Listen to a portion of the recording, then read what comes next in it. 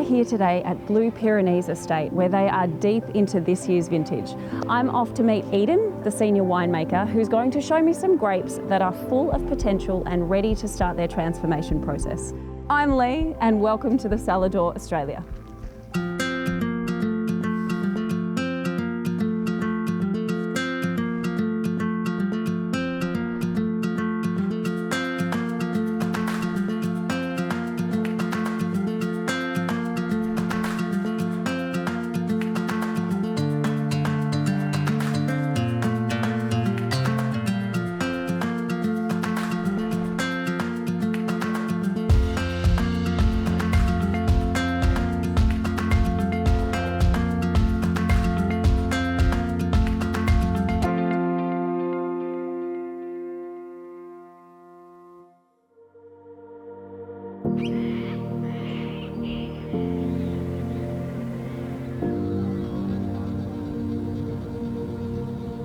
Two hours northwest of Melbourne, off the beaten tourist trail, the Pyrenees remain a hidden gem amongst Victoria's food and wine regions. With a range of altitudes and microclimates, it's the perfect spot for lovers of cool climate Shiraz, Cabernet and traditional sparkling wines. Enjoying rain through winter and early spring, followed by dry summers, the Pyrenees are a grape grower's paradise. And today I'll be exploring one of the leading estates, Blue Pyrenees. Later on, I'll be seeing what makes their midnight cuvée such a special sparkling wine. It's not just a pretty name, and tasting it in direct comparison with a traditional French champagne. But first, it's vintage in the vineyard, so there is a lot going on, and I'm meeting senior winemaker Eden to find out about this year's harvest. We're about probably 80 to 85% through across all three of our vineyards. A little bit of Cabernet Sauvignon still to come in, and a couple of pockets of Merlot as well. But Very good. And is that a little bit earlier in the year compared to what you... we're about 10 days earlier than last year. So really dry conditions throughout this season and warm as well. So, you know, bunch weights are down, berry size is down, and ripening is sort of accelerated across most varieties. So it's been a challenging year, to be honest. Normally you'd have a bit of a break between sparklings and whites before you roll into reds, but this year, we still had Sauvignon Blanc on the vine when we were picking Shiraz, and it's a bit all over the place. But like I said, we're close to the finish line now, and we'll make some great wines. So, what are you looking for when you're out here?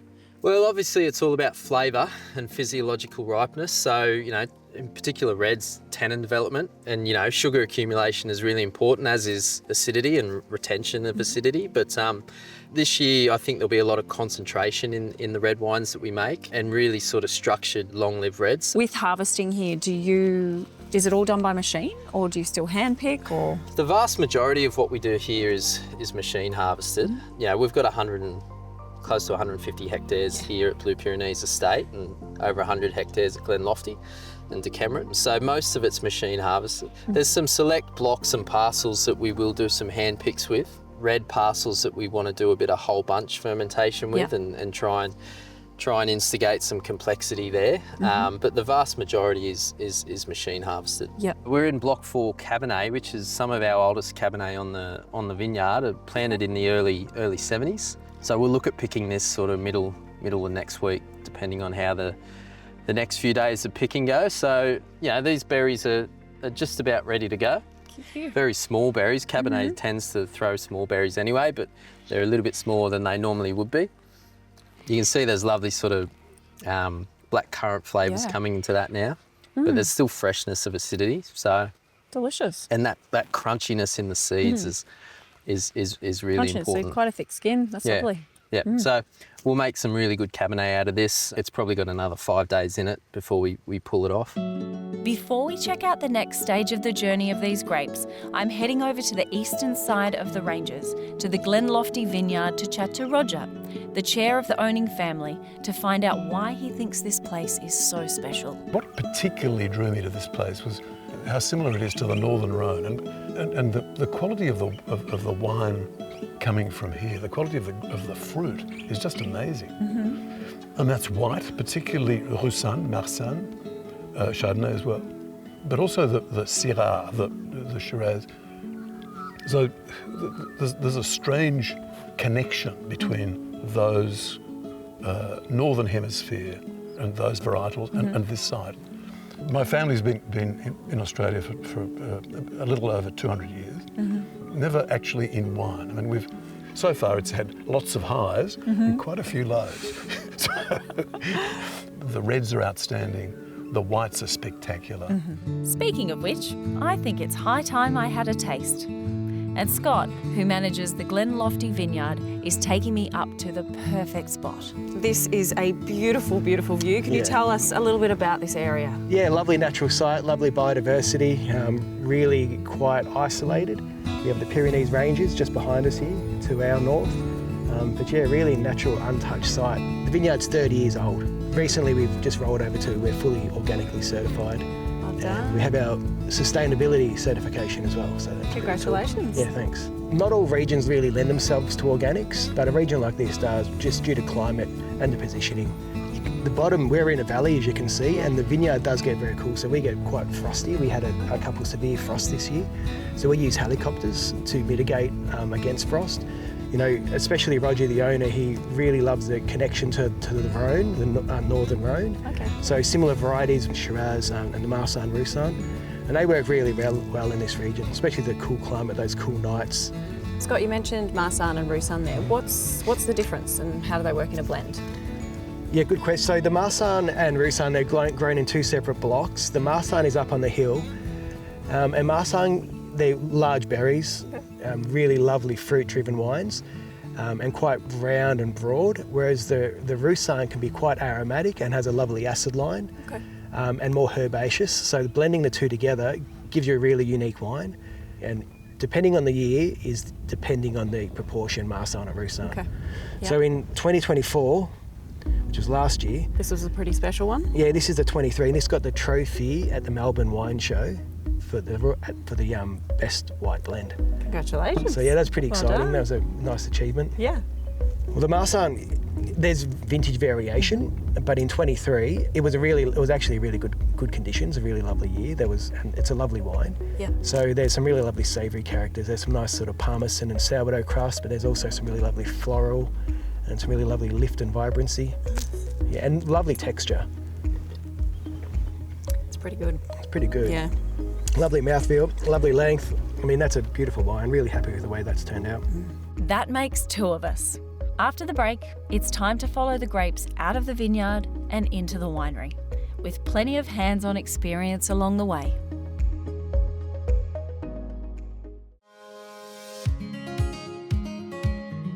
I'm in the Victorian Pyrenees wine region at Blue Pyrenees Estate. Renowned for its sparkling white wine, which I'll be trying later, it's also famous for its reds, Shiraz and Cabernet. It's the middle of vintage, and winemaker Eden is showing me how these grapes are processed after picking. This must be a pretty busy spot at the moment. It is. What happens here? So this is our crush pad. Basically, the trailers come from the vineyard full of fruit, and then they're dumped into our receival hopper here. So we're in the middle of processing Shiraz right now. So we're bringing in block 16 off Blue Pyrenees Estate vineyard. Fruits dumped into this receival hopper. It then goes down into a destemmer, which separates out any matter other than grape. So any green stuff, any stems that are still there, into a must pump. And then it's pumped into fermenters behind us here, where it spends anywhere between 5 to 7 days on skins before we press it off through these presses in here. So very busy time of year. Over 600 tonne of grapes come through, so there's plenty of work to be done down below. So after they're finished in the tanks, you can actually see behind us here is what we call draining and pressing. So we after about 7 to 8 to 10 days on skins, depending on how things are tracking, we press the juice off their skins, which is a pretty manual process in itself. You know, there's a couple of hours digging out a 15-tonne fermenter. So how many tonnes did you say was coming out of that? this red fermenter here is a 15-tonne fermenter. And you do that all by hand? These are half-tonne bins, so you know there's quite a bit of digging out to happen there. So that's where all the weight is lost through vintage for fun times for all the cellar hands. Yeah, right. Not sure how I got roped into this, but I suppose it's only fair to chip in where I can. So I'm digging out this thing and it smells delicious. And yeah, I feel a little bit lightheaded. Yeah. Well, that's the ethanol for you. So you've only got probably 25 of these to go. Okay, great. Yeah, cool. Okay, I think that's quite enough of that. Time to taste. Now we're at our press. So the juice from that fermenter is getting funneled into the press here and draining out into our press tray here. So after the guys have finished digging out all of that fermenter, the skins will then go in on top and we'll squeeze that up and we'll extract a little bit more juice out of those skins, or wine out of those skins. So let's have a taste of what we've got coming out the other end. This is red wine, Shiraz, that's been on skins for about 8 or 9 days now. It's Shiraz Viognier. Yeah. So It looks really creamy. it's actually going through a little bit of malolactic fermentation now at this point. Yeah. So you'll get some sort of yogurty, sort of creamy characters in Okay. it. You can see the great colour there, really intense ruby red. You give that a smell, that's all pure fruit. So pure red fruit, violets. And that sort of ties into what we're trying to achieve here with a lot of our red wines now. We're looking for really pure fruit, floral characters, red fruits, blue fruits, you know, lovely fine structure and ageability, but approachability and drinkability as young wines as well. So the wine, I would call freshly pressed red wines quite angular still. They've got a little bit of flavour, plenty of florals, plenty of lift and aromatic lift, but I love looking at wines in the press tray because they give you a really good idea of where it's going to go, or they're going to go. But it's, you know, it's the first couple of chapters of the story. Yeah. There's plenty of work still to be done. There's still a little bit of sugar there, but it's got a lovely fine sort of tannin acid backbone to it. It's creamy. I love that. Yeah. So I mean, you know, I'd drink that wine in a couple of months' time once it was settled out. Yeah. But this will be destined for about a year of barrel aging and bottling. Before it's good to go. Yeah. Yeah. I'm keen to taste the difference, so we're heading off to the barrel hall where, lucky for me, there are some barrels Eden prepared earlier. These two barrels here are probably our best parcel of Shiraz from Blue Pyrenees last year. So they've been in oak for a year now. These barrels actually don't have a lot of flavour left to give. It's more about how they allow a slow evolution into the wine of air or oxygen, and that just helps the wine to soften. Like I said, this has come from one of the best blocks of Shiraz out on our estate vineyards. So yeah, I mean, there's a very subtle oak impact on that wine, and that's important for this particular style. You know, we don't want the oak to be the dominant feature of any wine we make. We want it to play a secondary role and to really support the fruit and to add structure to the wine as well. All right, talk me through what I'm tasting here. So, you know, like to me, straight off the bat, there's that real sort of lifted spice, and that's a combination of what we get out on the vineyard with our terroir, but also the oak as well. Yeah. If you look at the wine, you know, aromatically, like I said, really lifted spice, and you know, there's lovely perfume there, but it's really on the palate where it will differ from what you've tasted down there at the press. So it's where that 2025 red was really tight and fine. Yeah. This is sort of softened and Spreads out over the back of your tongue. spreads out over the back of the palate. There's greater length to this wine. Yeah. So it's got a longer palate shape and line and length. And it's probably just that complexity of flavour that's starting to come in as well, which is, you know, pretty close to being ready to blend. Along with Shiraz and Cabernet, Blue Pyrenees is perhaps most known for its sparkling. So I'm meeting John out in the Chardonnay vineyard to discover how the Midnight Cuvée earns its name. We would love to talk to you about your speciality, the Midnight Cuvée. Well, I'd love to talk to you about our Midnight Cuvée. It's, you know, it is our flagship sparkling wine, and a wine that we take great pride in making every year.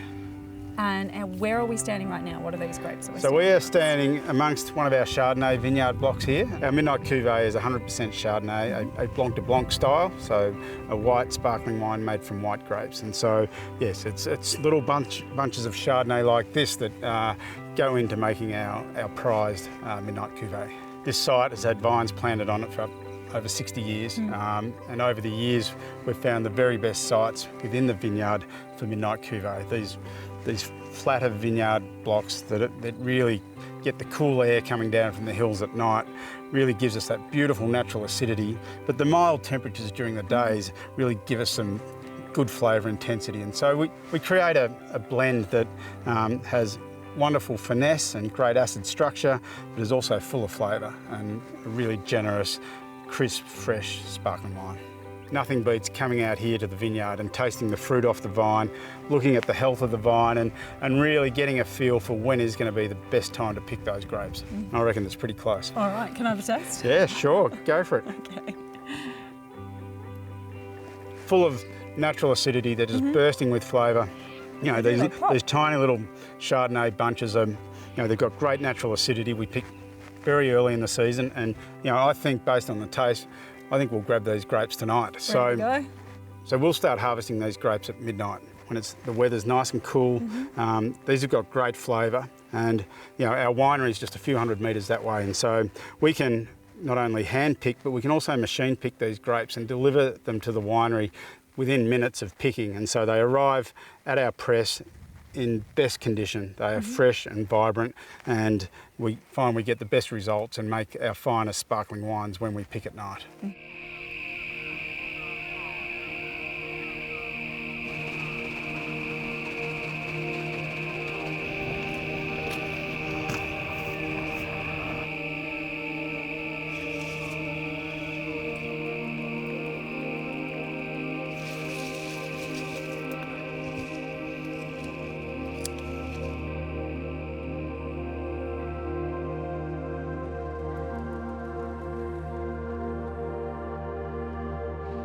Temperature is essential when growing grapes and making wine. The goal here is optimal freshness. The crispness and vibrancy of the grapes peak when the air is cool, and picking at night means that the fresh, lively fruit character is carried straight into the wines.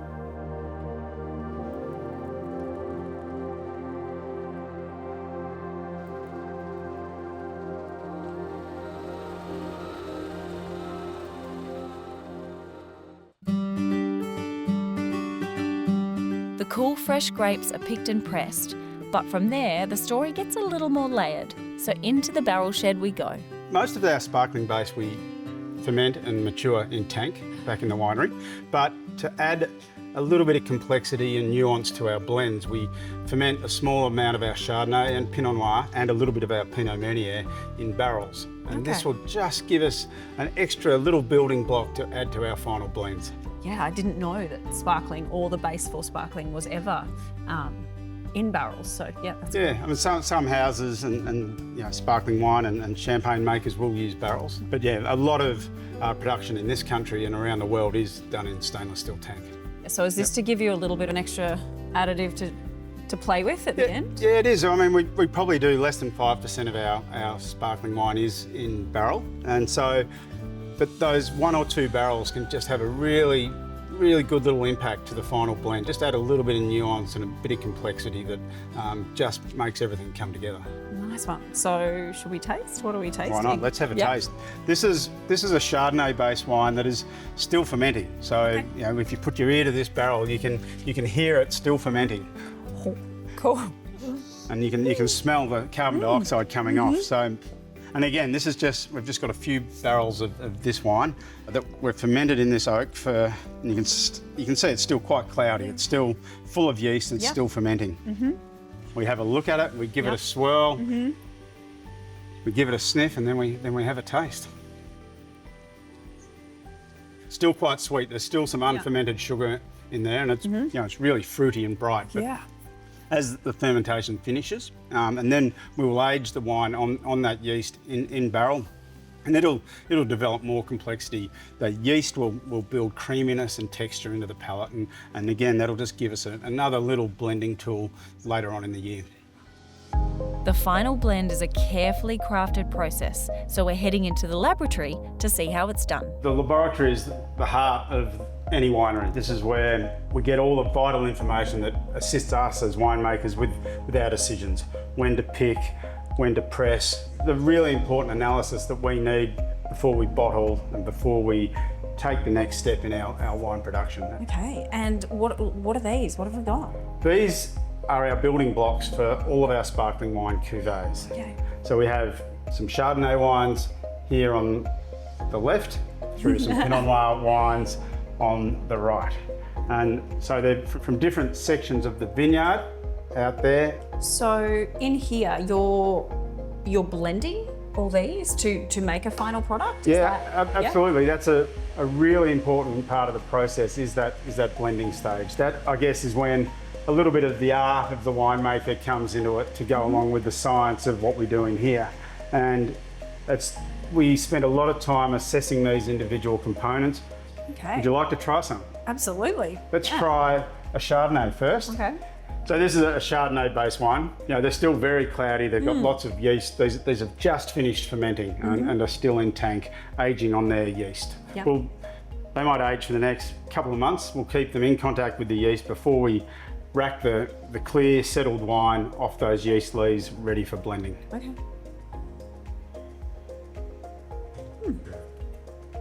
Yeah, so it's really sort of flinty, smoky, but it has some really lovely citrus character to it.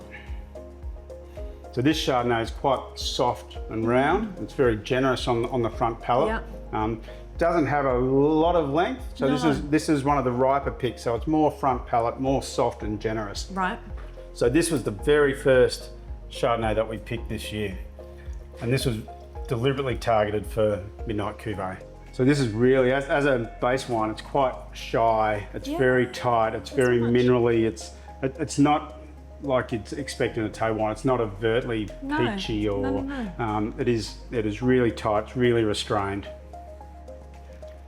And you see that natural acidity. It's a really long, zingy, acidic tail, and it's you know, this will make up the core of our Midnight Cuvée. This has that classic Chardonnay shape. It has a soft entry and that long tapering finish that we look for in our Chardonnay based wines for Midnight.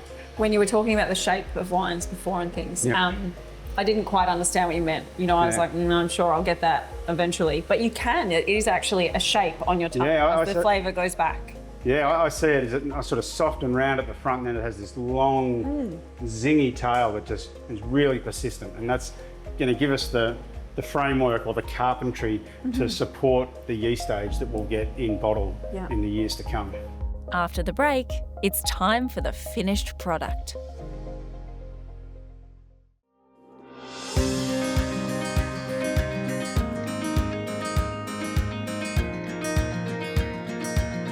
I am here in the Treasury Gardens in Melbourne, about to head across to a very unique destination.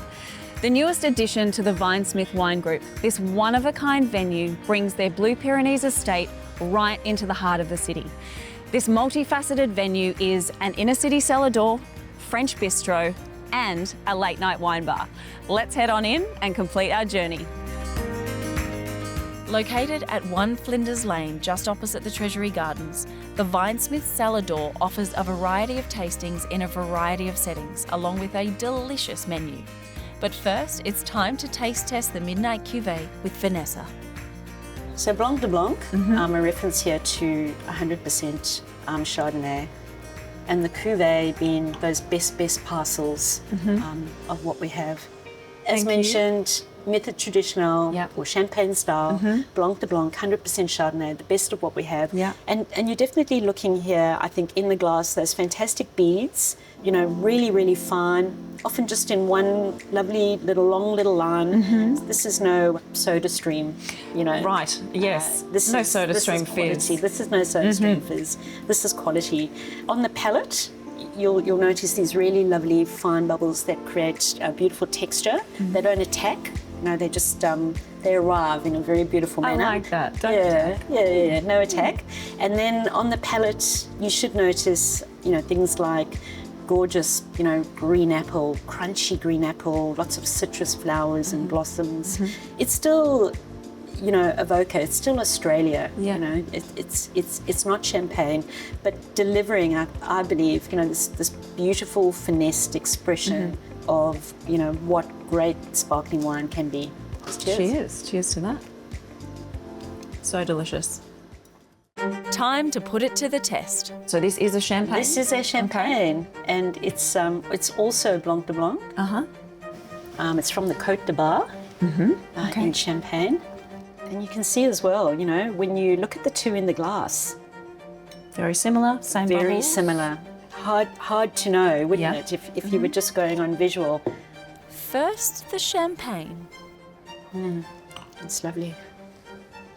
Okay, so same soft bubbles, no attacking. I like that.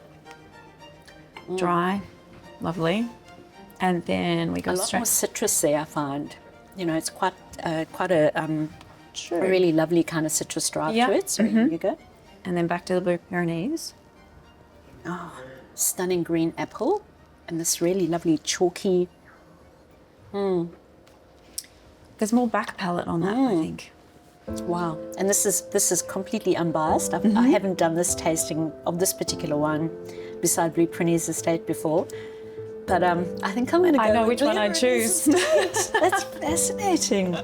Wow. And the reason for me is it has this really lovely mouth-filling, but not overly so. Yeah.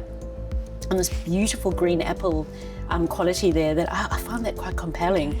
Whereas this, I'm gonna have to go again. you know, sort of has a nice kind of acid line to it and a drive to it, but there's not a lot else, you know, Doesn't going go on anywhere there, else. isn't There's no there? journey. This is, you know, the Blue Pyrenees Estate is that plus just that some. little bit extra there. Interesting. Divine. Yeah, Nice. yeah. Very good. Cheers. Cheers. I think that settles a few questions about value for money. Now, what better way to cap off the journey than to pop upstairs to the bistro for some French-inspired classics based around the finest Australian produce. I'm sitting down with head chef Richard to sample a few dishes. There's definitely a focus on freshness and produce, trying to bring the best out of the produce that we have with little preparation, or some things, you know, behind the scenes are very technical, but they come across quite simplistic, and that allows the food more approachable to a wider audience and allow people to come and have the amazing wine on offer here with the food that we offer. And it is a French influence? It is a French influence, as with the wine, you know, the history of the vineyards that we showcase here. We do have an influence with the French cuisine. A lot of the sauces are, you know, slow sauces that take a lot of time, but then also bringing a bit of Australian culture, produce into the food so that we can connect the two worlds with the cooking. Okay, fabulous. So where do we start here? I feel like I've heard a lot about this bread. Yep. Tell me a bit about it. I was fortunate enough as well to work in a boulangerie in Paris. So we made a natural yeast when we started this venue here, fresh, so it's a new yeast, and it's been developing as the venue's been developing. All right, do you mind? Yeah, go for it. Okay, so this is your butter as well. Yeah. Oh wow, look at that. Yeah. That is just, don't judge me on my butter consumption. No, that's fine. I'm a 1-to-1 ratio person, bread to I butter. love it. That's fab. All right. best. Okay, and what do I have in front of me here? So we have a Clarence River king prawn here. There's a play on a little bit of a potato salad underneath. So confit potato, braised fennel, and then some classic French ingredients, cornichons, capers, just tied together. Then we have a sliced king prawn on top, served with a bisque, and it's a classic French bisque. Oh wow. Oh my goodness. Delicious. Okay, fab. What else do we have? Okay. So the fish changes regularly. So this is line caught ribbon fish out of Portland, and these are Port Arlington mussels as well, which are from the bay. So Oh my goodness. Delicious. Thank you so much. Yep, thanks a lot. Thank you for taking me through this. My pleasure. And best of luck with everything. Thank you. Cheers. Cheers. Nice to meet you. Nice to meet you. See you.